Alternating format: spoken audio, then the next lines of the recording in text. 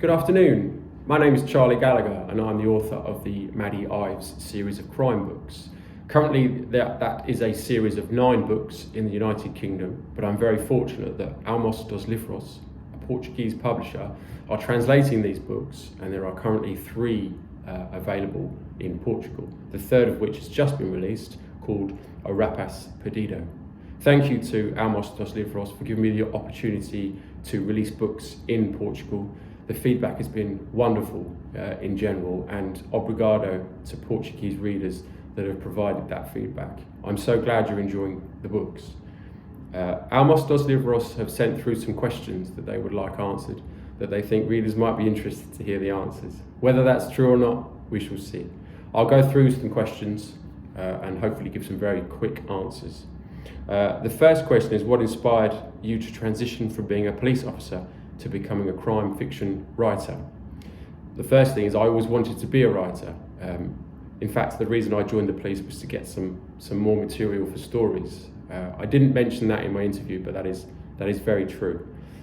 I've always enjoyed crime series or stories in particular, and also the shifts are better, which is very true. How does your experience in law enforcement influence the realism in your novels?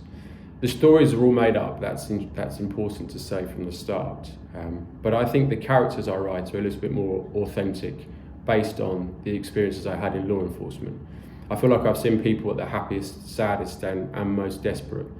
And when you see that, I think you write better characters, more rounded and more complete human beings, which is what we all want to see in characters. From my experience, many of the police procedures that you see on the TV or in other books are also very accurate. Sometimes they're too accurate. What people will do when they're creating these TV dramas or books is use textbooks and best practice. And I can tell you that policing isn't always like that. So I think maybe that's another reason why mine are a little bit more authentic. What is my writing process like? Do I plan every detail or let the story unfold as I write?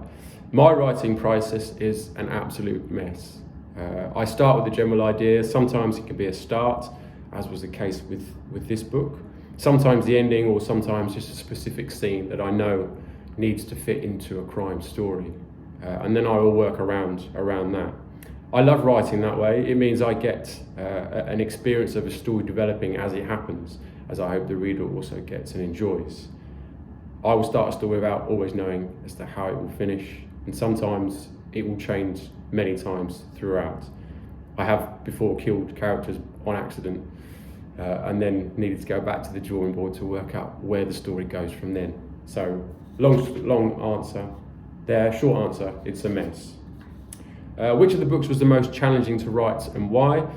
Starting a series is always very challenging. I would always say that the first book in the series is the most challenging, it's the most difficult.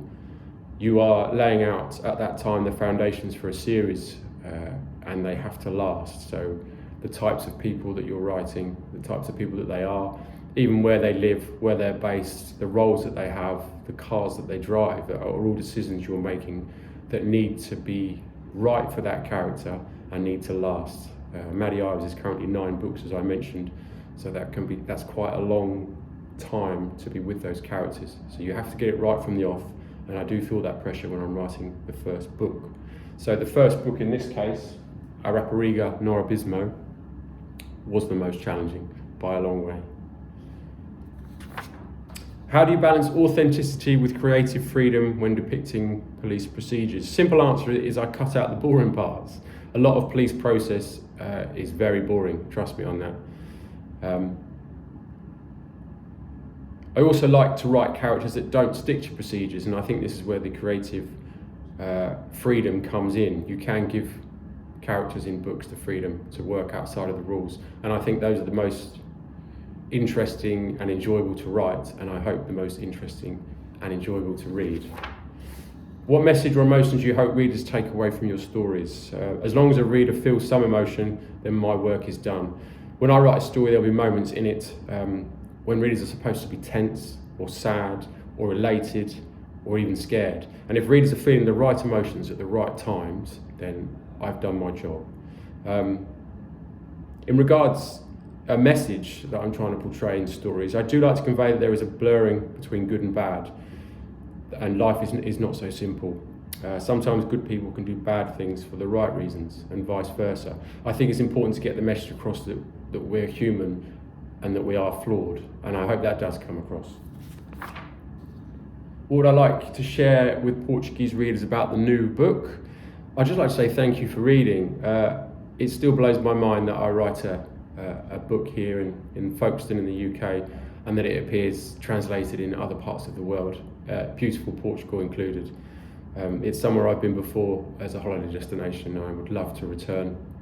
A stunning place, and the fact that people are reading my stories out there, it does blow my mind. I'm a very, very lucky man. Thank you for reading. Obrigado por ler. Thank you.